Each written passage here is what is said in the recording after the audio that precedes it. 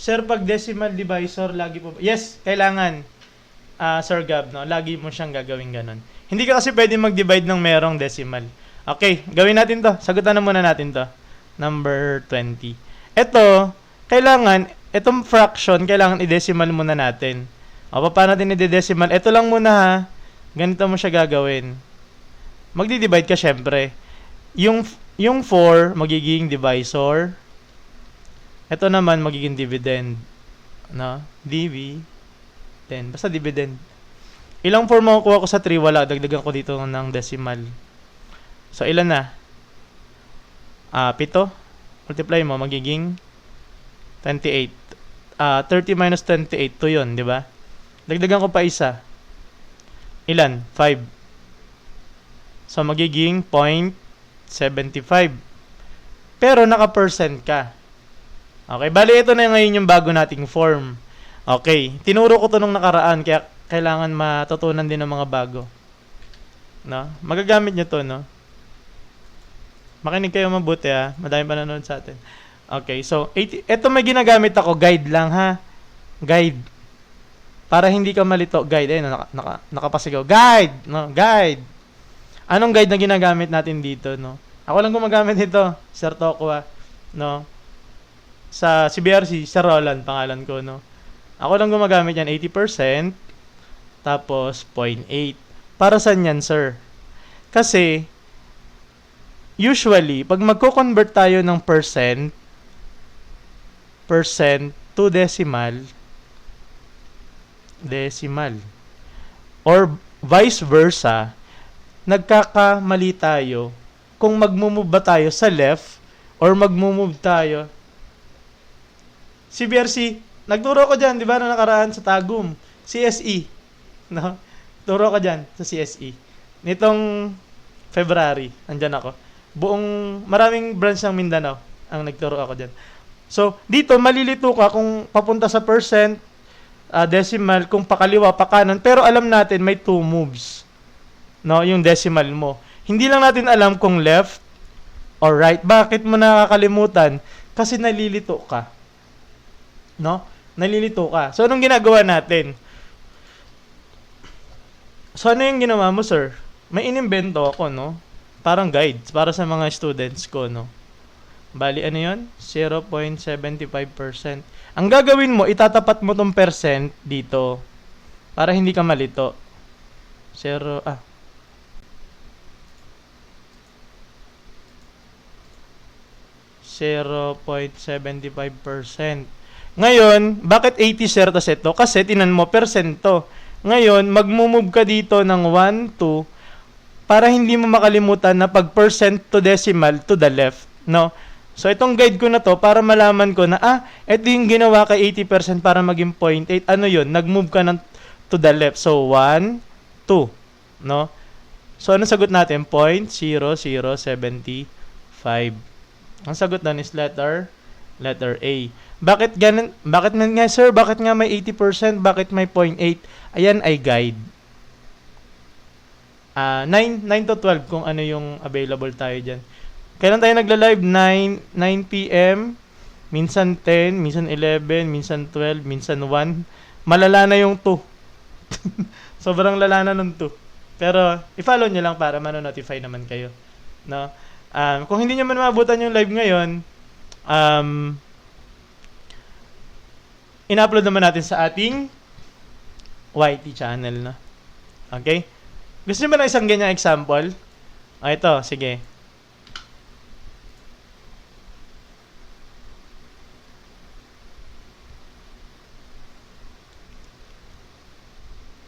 Gawin natin ganito. Ayan. Sige nga, convert to decimal. Decimal. Convert to decimal. Ayan. Convert. Always 2 moves. Yes! Always 2 moves, Sir Lee James, no? Ginamit natin yon yung 80% tsaka yung 0.8 para hindi natin malaman kung left, hindi natin malaman. Para malaman natin kung left or right. Thank you po sa mga nagpa-follow sa atin. Uy, ang dami nagbibigay ng gifts. No? Sir Nietzsche, thank you po sa pagsend ng love you. Ma'am or Sir Banana ng rose, thank you po, 2 rose. Sir Yuki. Uy, Sir Yuki. No, thank you po sa pagsend ng heart me. Sir Banana, thank you po ng 2 rose. Thank you po sa mga nag-up, nagpa-follow. I hope may natututunan kayo, no? Kaya kayo nagpa-follow. And kung gusto niyo talaga matuto, mag-follow lang kayo para manonotify. Pwede po ulit ang explanation sa long division sa 3-4. Dito na lang, no? Gawin natin dito, no?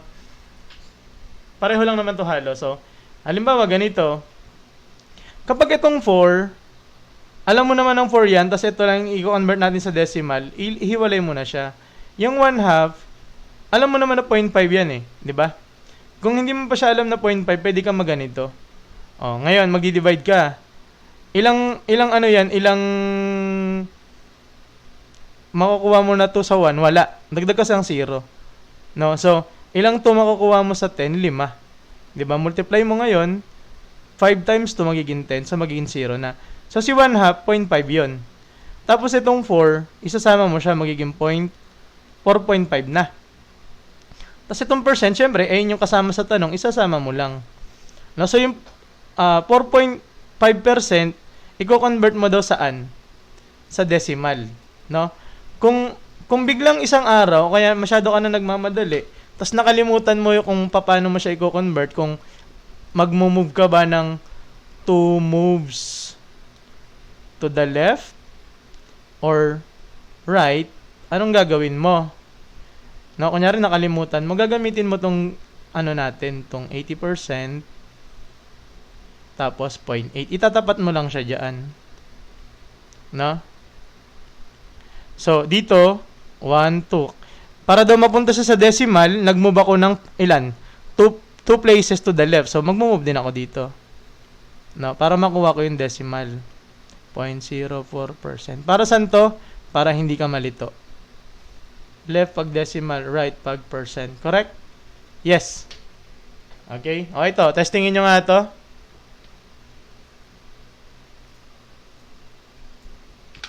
Convert.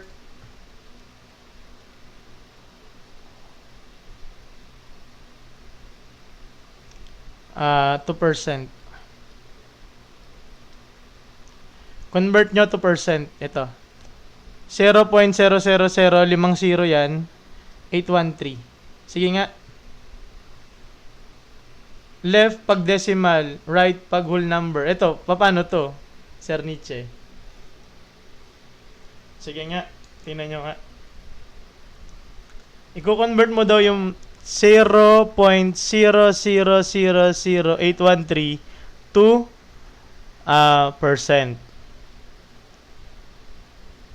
Hindi, iba na to. Iba na tong, ano na to. Iba tong, Ma'am Gia Faye Haiza. Iba na to. Iba, parang, drills na lang to. Ibang example sinasagutan. Okay? Sasagutan natin, no? So, anong gagawin natin? Ang gagawin mo, itatapat mo ngayon to, papunta daw sa percent, itapat mo to siya dito sa decimal. 0.0000813.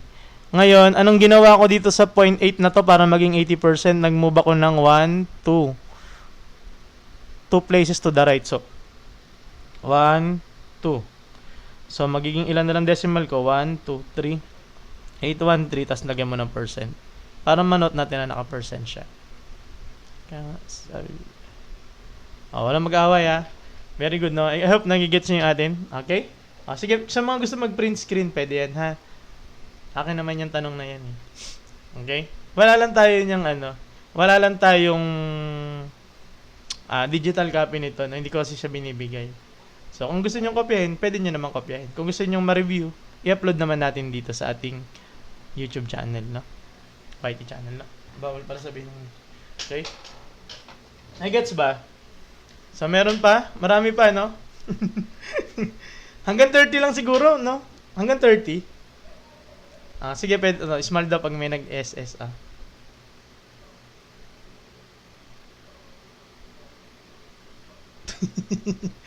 ito. Surface area of a box. Ano daw? Surface area. Sige nga. Marami kasing less. Hanggang 30 lang tayo. How to comment? May, dyan, magko-comment dito sa, ano, ta-type lang, ayun, type. Ay, nag-comment ka. SSD, sir. Ano sa'yo yung screenshot done by sabihin ng D? Yung, ito. Ito, search na lang din yung pangalan natin, no? Ha? Oh, ayan. Ay. Ito na-scan to. Try nyo i-scan kung nanonood kayo sa kung saan. Yan, na-scan niya. Testingin nyo. Kasi ito lang si-search nyo yung pangalan ko din, no? Sir Toko, ha? Okay? SSD kaya nga. SSD? O, tapos ano the surface area? Sir, kaya ba panalangin? Oo, kaya. Pagpasa ka nga sa MPA, sa Master Plumber, kaya panalangin eh. Lord, thank you talaga, Lord. Totoo. Dasal talaga yun. Kahit tingnan niyo yung unang video dun. Only attempts, Ma Maria. Sir, ano po yung answer dun sa 5083? Ito yung sagot.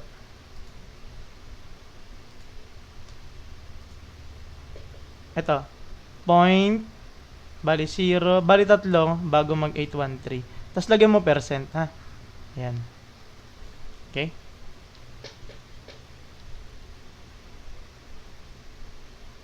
Ay, Sir Dan, sorry. Dun, sa kabila, pwedeng magmadali. Bawal dito magmadali. Puro mat like. Oh, yes, puro mat tayo. Ano sagot dito? Saan? Sa MPLE? Oo, nakachamba. Sa CSE, one take ako niyan eh. One take. Ay, sa MPLE, hindi, pangalawa na. 2 takes na pala ako dyan. Kasi last year, naano ko sa panonood ng Bini. Wala akong review. Lagi akong nanonood ng Bini last year, di ba? Kalakasan ng Bini last year. Lagi akong nanonood, ako napag-review.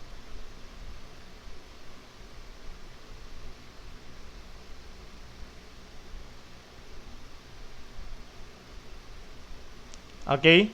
O, paano surface area? Pag sinabi natin surface area, solve natin to. Tingnan nyo to, no? Drawing tayo.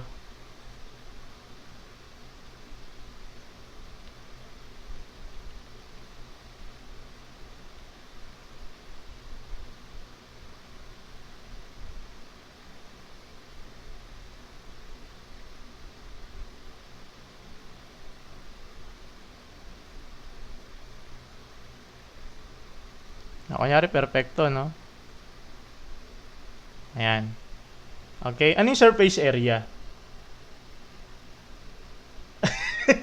Huwag niyo pansinin yung... Oh, engineering ako. Huwag niyo pansinin yung mga repost ko kayo dyan. Nakadi kasi talaga ako sa Bini. Itong mga nakaral. Colette, yan. Secret ko na kasi. Basta, no? Ayan. Ito siya. Ang surface area, yung mga muka niya. No, yung mga muka niya. Yan. Kunyari, itong mukha na to, isa na to. Sabihin na lang natin, ano ba yan? Height kasi, ito yan, 11, di ba? Yung taas, ito. Ayan. Tapos, yung length, yung kahabaan, yung haba, siguro ito na lang siya. 5. Tapos yung width niya, itong 8. No, so, bali sa isang mukha niyan, no? Kunyari, ito yung isang mukha. 5 tsaka 8, yan. Tapos, dalawa yan. Kunyari, ito yung baba, yung base niya, yan. Ito siya. Yung taas niya, kapareho niya rin yan. No, kapareho niya rin yung taas. No, 5 tsaka 8 din yan, di ba? Kasi dalawa, bali dalawa yan, no? Dalawa yan, times 2 mo yan. Tapos itong gilid, no, itong gilid, tinan mo yung nasa left side. No, left side. Bali ganito itsura niyan. Ito 5, ito 11. Dalawa din yan. Bakit? Kasi itong kabila andito din. Okay? Ngayon, yung kabila naman, yung kabilang side, ito yun, yung nasa harapan natin, ito. Ano ba to? Ito. Bale, ito nasa likod, ayan. So, ayan siya ay 11, tsaka, 8, no? So, ang gagawin mo dyan, yung surface area, or tawag natin dyan, total surface area, yung kabuuan niya, yung mga muka lang, no? So, multiply mo yan, ito, bali, 5 times 8, magiging 40 yan. Tapos, dalawa yun. Dalawa kasi yung muka na yan, di ba? Dito naman, 5 times 11, magiging, nakikita pa ba? Nakikita pa, no? Maliit na lang siya. 55. No? Times 2 din yon. Tapos, times 2 mo rin yung ditong dalawang mukha na to. 11 tsaka 8. Magiging 88, no? So, bali,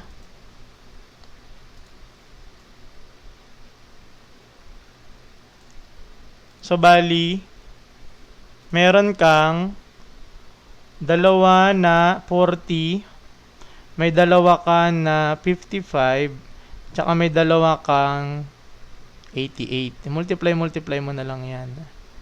So, ilan yan? 80, 110, ito naman, 88 times 2, 6, 176. So, 6. So, sagot natin letter D. No? So, ayan siya, no? Ano sabi dito? Pag square, tama. Thank you, Sir Pao, no?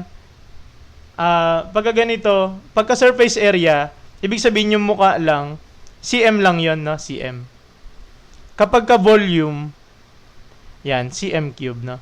Mukha lang yan. Ito yung una. Yung 5 tsaka 8, no? Ito yung baba. Yung baba niya, no? So, dalawa yan. Ito yan siya. I hope na ano niyo yung maganda ba yung picture sa ano? Tingnan ko nga. Okay naman siya, di ba? Yung drawing ko. Okay na siya. Meron naman siya. Ito ang ginawa lang natin is may form, ano man tawag dito? Para lang ipakita ko kung paano siya gagawin. No, pero ang shortcut niyan is ganito. Ito. Ang shortcut niyan, etong dalawa na to, yung 5 tsaka 8, i-multiply mo siya, tas times 2.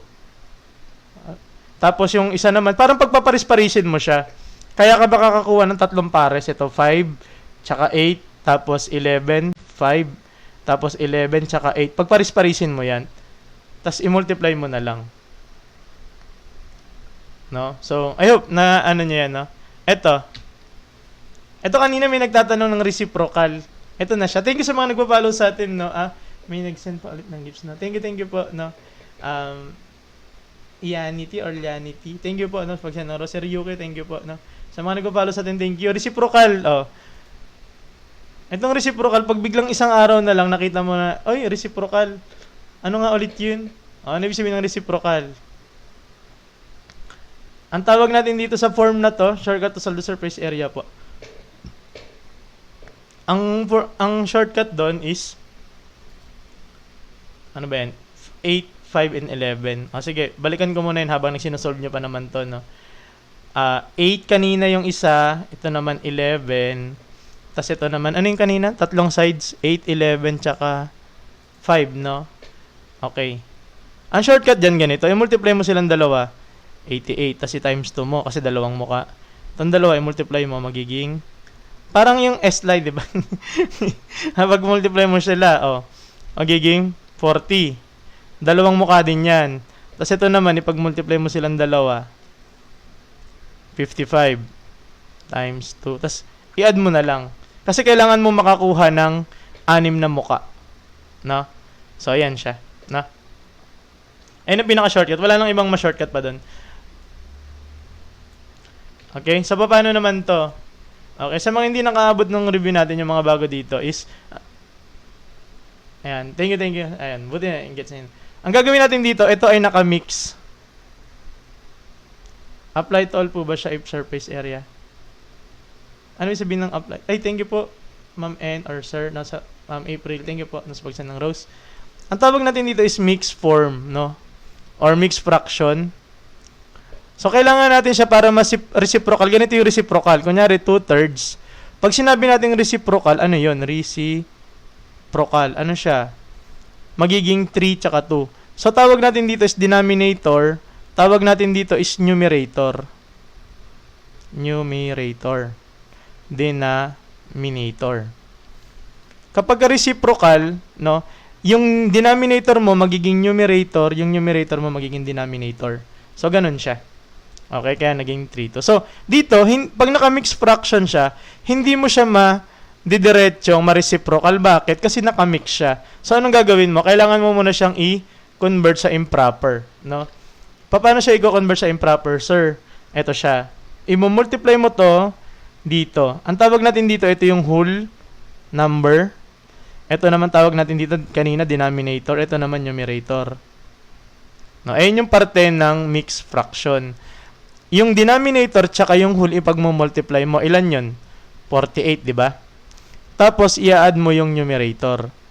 Add mo, ilan yun? 48 plus 5 magiging 53. Yung 53, ito na yung bago mong numerator. Tapos yung denominator mo, kokopyahin mo lang 12. So, meron na tayong single fraction or improper. No? Tapos, anong gagawin natin para ma-reciprocal? Itong 12 mapupunta sa taas. Itong 13 mapupunta sa baba. 53 mapupunta sa baba. Ito na yung reciprocal niya. 12 over 53. No? Letter B. Okay? Yes, letter B yung sagot natin.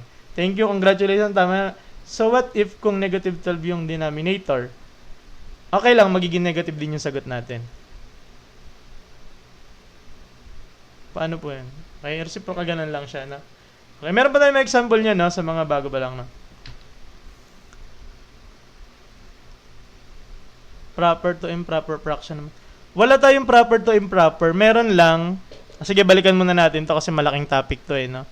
Sige, yung mga magkakopya muna. SS nyo na. Pamay na lang, ha? Okay? Nakopya nyo na yan, ha? Sa mga wala nung nakaraan, yung mga bago lang dito, no? Meron tayong tinatawag na, pag sinabi natin proper,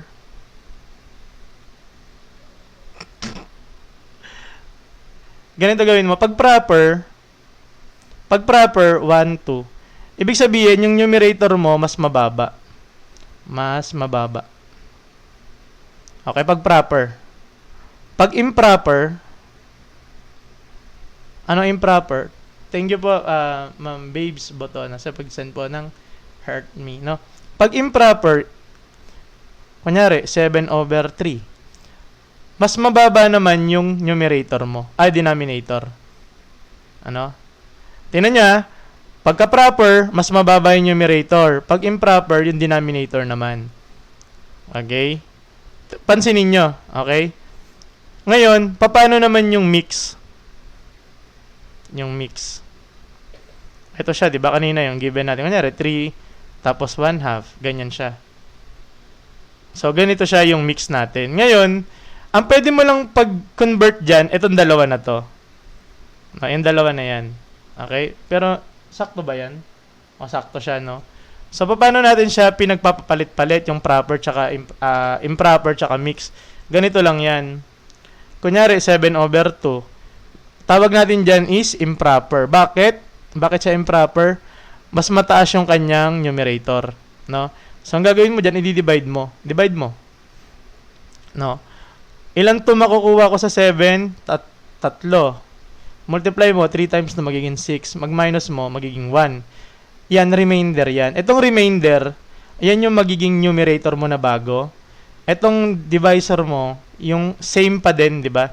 Tapos itong naging sagot mo, siya na yung magiging whole number. No? Ayan siya. Okay? Ulit, paano magpunta sa improper to mix? Ipag-divide mo. No? Divide mo sila. Ito, divisor mo siya. Ilang to makukuha mo? 3. Multiply mo 6, magiging 1. Remainder 1 na siya. Hindi ka nakukuha ng decimal dito. Ito lang. Hanggang remainder ka lang.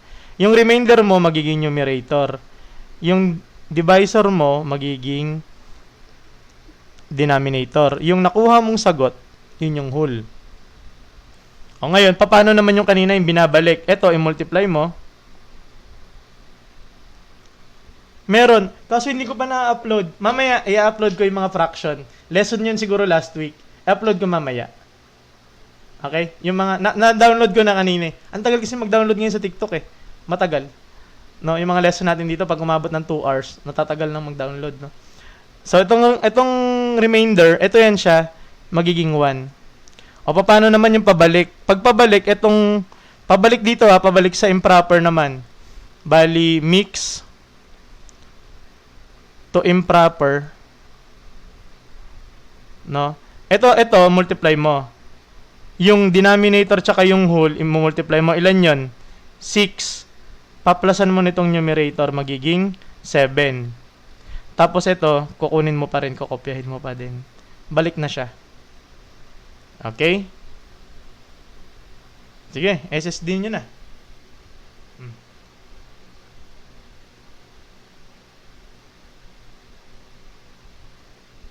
Okay?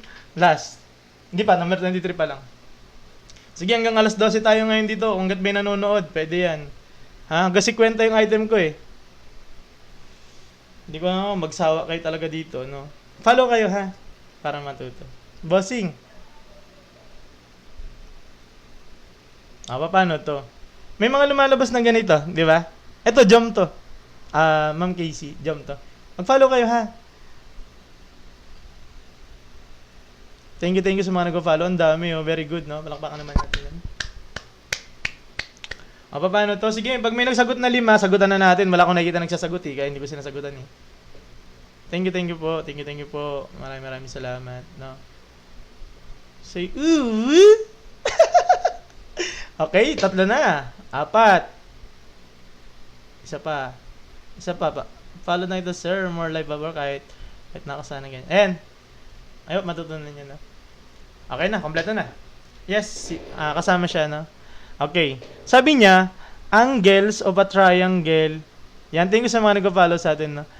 Are in 4:3:4:8, no? 3:4:8. Meron tayong recall ngayon about sa triangle na yan. Kala nyo nakatakas na kayo, ha? Geometry to, meron tayo dito, no? Okay. Triangle. Ano siya ng triangle? No, meron kang 3 corner, kaya nga try. Hindi, meron kang 3 angle. Ayan, no? Di ba? Kaya try, 3. Di ba? Tricycle, 3 gulong, di ba? Triangle. Kaya triangle. Di ba? Triangle. Okay, ano naman, sir? Wala lang. Wala kasing nakaisip na joke, eh. So, yan, 3 siya. Di ba? Triangle. Ngayon, para sa naman yan, sir? Meron kasi tayong tinatawag na ilan yung total angle nito? No? Ilan? 180 degrees. Yung triangle mo. Bakit, sir? Basta. Sabi nga, di ba?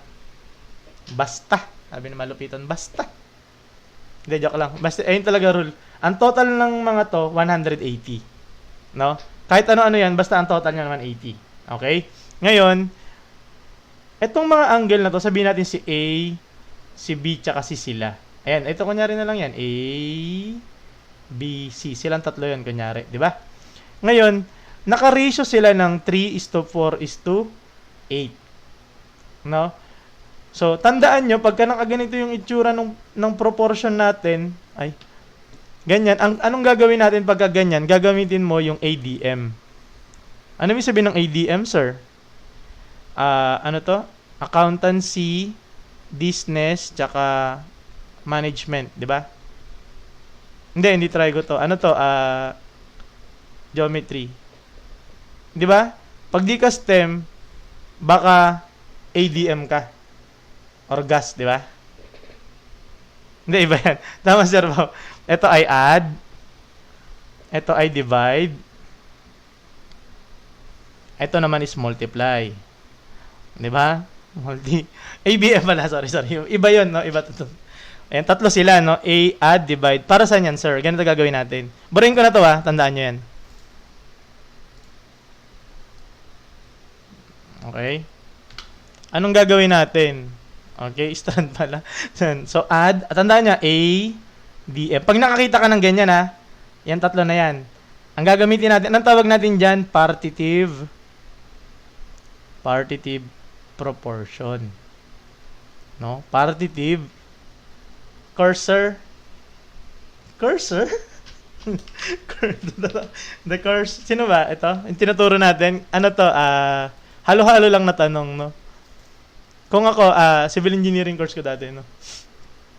Okay? So, partitive. Ang gagawin mo dyan, partitive ganyan. Ibig sabihin ng partitive, meron kang pinaparte-parte. Ito nga siya. Di ba? Ayan siya, di ba? pinagparte-parte mo siya saan? Nakaproportion ka ng 3:4:8. Tandaan niyo na, ayun yung definition nun. Kaya sa tinawag na partitive kasi may pinapart-part ka. Okay? Na nakaproportion. Kaya nga partitive eh. Ngayon, yes, Ma'am Margaret, CSE po to. Kasama to sa CSE, lahat na UPCAT, APSAT, PMA, PNPA, NAPOLCOM, Penology, ano pa ba yung isa? May isang ba sa fire? Sa fire din. Kung meron din yung fire, no? Lahat na yun siya. Basta hindi ko magamit ng calcio. Pwede rin sa calcio to. Trigo to eh. Trigo ba? Hindi. Geometry, no? Okay. Ngayon, add mo muna daw silang tatlo. Add mo. 3 plus 4 plus 8. Ilan yan? 3 plus 4, 7. Magiging 15. Add na yon, no? Ngayon, yes, ito na yon. Hinahanap nyo. Partitive. Ngayon, divide na. Ano yung i-divide mo?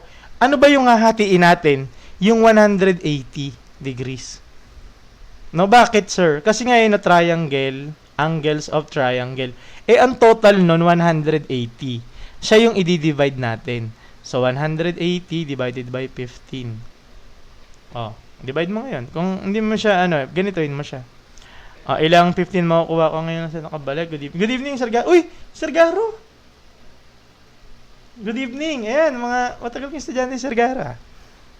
Kaan? Hindi mo magiging 15. Tapos, 30. Ilan yan? Magiging 12. So, magiging 12. Meron ka ng addition, subtraction. Ngayon, meron ka ng multiply. Etong nakuha mo na to, ito yung imumultiply mo pabalik sa kanila.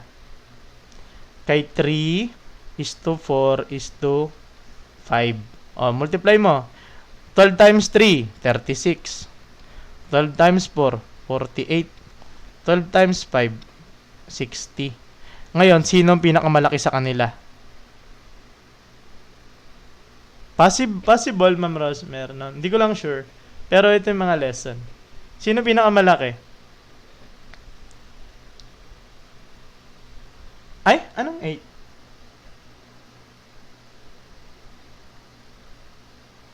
Ay, 8 pala. Sorry. 8 pala. Sorry. Ayan, buti. Ayan, binabasa ko yung mga comment na. Ilan? 96. 96 ba?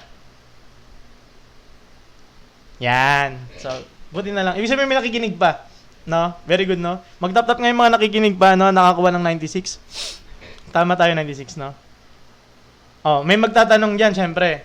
Sir, pwede ba na yung pinakamalaki na lang? Alam ko naman yung 8 yung pinakamalaki. Okay lang ba yung 8 na lang yung i-multiply ko sa 12? Yes. NMAT? Ano bang NMAT? Para sa mga magdo-doktor? Papasok sa med school?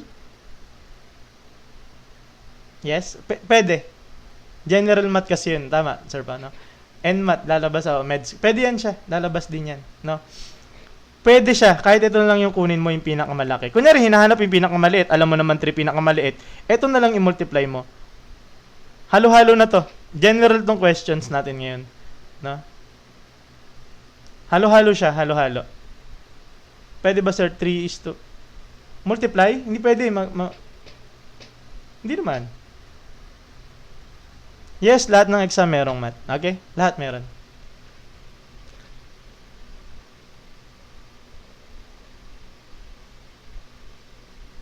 Pag i-multiply mo yung 3, 4 at saka 8, lalabas ka agad or need talaga. Yung nagkataon lang yan, pinag-multiply mo yung 3, 4 at saka 8,